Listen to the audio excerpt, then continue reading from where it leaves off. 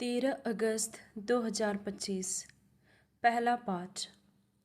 विधि विवरण ग्रंथ, अध्याय 34, पद संख्याएं 1 से 12। मूसा वहाँ मर गया, जैसा कि प्रभु ने कहा था।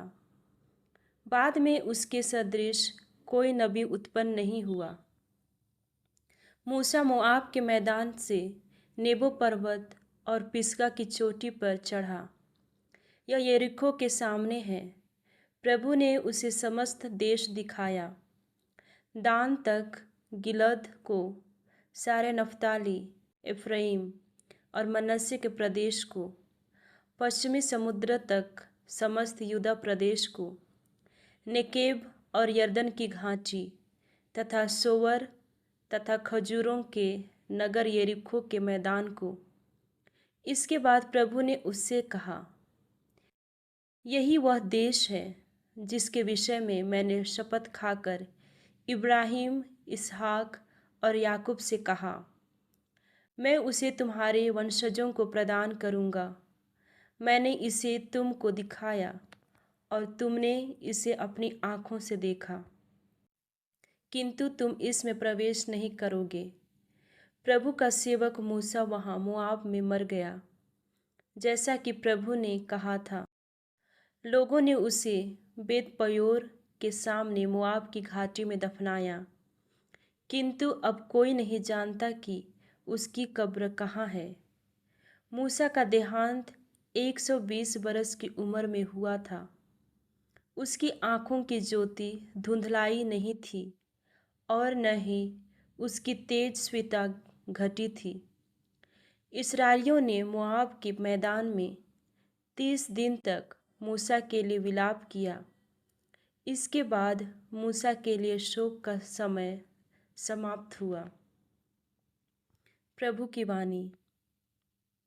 संत मत्ती के अनुसार पवित्र सुसमाचार, अध्याय 18, पद संख्याएं 15 से 20।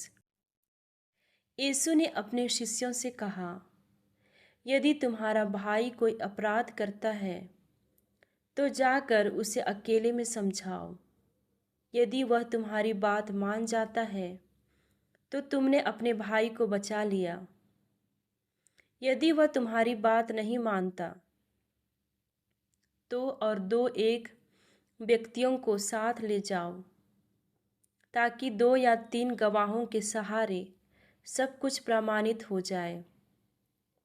यदि वह उनकी भी नहीं सुनता तो कलीसिया को बता दो, और यदि वह कलीसिया की भी नहीं सुनता तो उसे गैर यहूदी और नाकेदार जैसा समझो। मैं तुमसे कह देता हूँ, तुम लोग पृथ्वी पर जिसका निषेध करोगे, स्वर्ग में भी उसका निषेध रहेगा, और पृथ्वी पर जिसकी अनुमति दोगे, स्वर्ग में भी उसकी अनुमति रहेगी। मैं तुमसे यह भी कह देता हूँ, यदि पृथ्वी पर तुम लोगों में से 2 व्यक्ति एक मत होकर कुछ भी मांगोगे तो वह उन्हें मेरे स्वर्गिक पिता की ओर से निश्चय ही मिलेगा। क्योंकि जहाँ 2 या 3 मेरे नाम पर इकट्ठे होते हैं, वहाँ मैं उनके बीच उपस्थित रहता हूँ। यह प्रभु का पवित्र सुसमाचार है। मनन चिंतन। प्रभु की सबसे महत्वपूर्ण आज्ञाओं में एक यह आज्ञा भी है कि अपने पड़ोसी को अपने समान प्यार करो।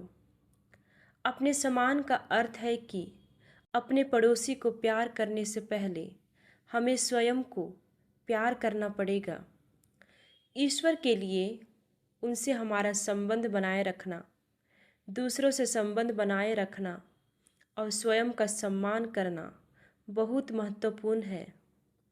इसका आधार हमें उत्पत्ति ग्रंथ में आदम के पुत्रों काइन और हाबिल की कहानी में मिलता है। प्रभु काइन से उसके भाई के बारे में पूछते हैं। बाद में हम विधि विवरण ग्रंथ में ऐसे कई उदाहरण देखते हैं जिसमें ईश्वर ने अपनी चुनी हुई प्रजा में अपने भाई बहनों को सही मार्ग पर लाने की जिम्मेदारी एक दूसरे को दी है।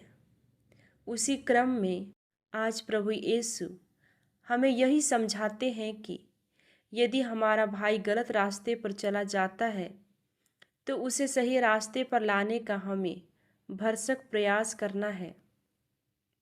अगर वह तुम्हारे कई बार प्रयास करने के बाद भी सही रास्ते पर नहीं आता है तो उसे ईश्वर पर छोड़ दे, लेकिन हमें अपनी जिम्मेदारी जरूर निभानी है।